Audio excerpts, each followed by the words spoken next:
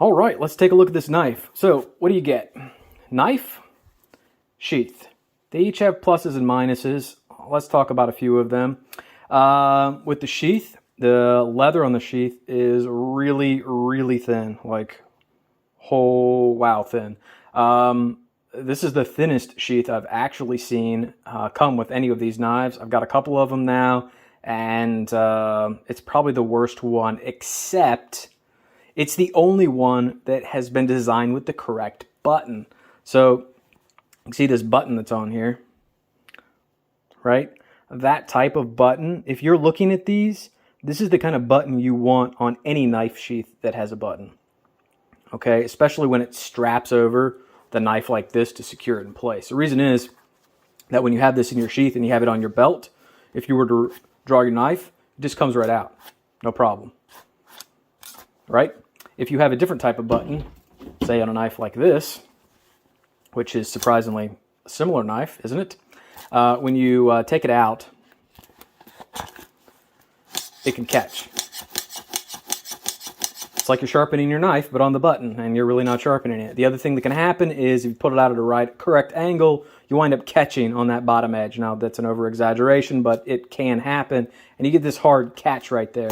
And it's bad for the knife, and it's a poor design. It's just a poor design. It's been designed by someone who has no idea what they're doing. So the button on this sheath is fantastic. It's the best one I've seen, so kudos to them for using the correct button. But the leather, whew, yeah, take a look at the leather on this one. You'll see what I'm talking about. So if I try to put these next to each other, you can see the thickness here. This one is about double the thickness of, the knife we're not reviewing sheath is about double the thickness of this one. So, I don't know, I think they kind of fell down on that. Not crazy about it. Now, the handle is very smooth. It's wooden, so it's a nice wooden handle. It's smooth. There are places on it that aren't quite finished that well. But if you have a little bit of sandpaper, you could obviously resand the knife, like do a 500 or do like a 100, 240, 500 sand on it, and then just get some mineral oil out on it, and mineral oil up the handle, and it'll look really nice and be really smooth, and you won't have to worry about the finishing on it that isn't quite there. The knife came a little bit dirty. I don't know why. It's got... I tried to clean it up a little bit, and I don't know that you could see it in the video very well because there's not much still there. But there was definitely a weird like film on the knife, and it wouldn't come off even with just soap and water. It took some oil to get it off, and I really don't like dirty knives when they show up that have been...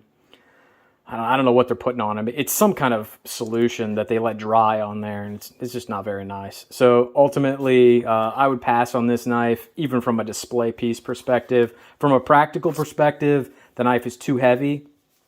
And I'm sorry, if you've ever broken down an animal, if you've been doing hunting, fishing, camping at all, and you have had to skin an animal, the moment you touch this blade, you know for a fact you're not skinning anything with this. I don't care how sharp it is. It's just not a skinning knife.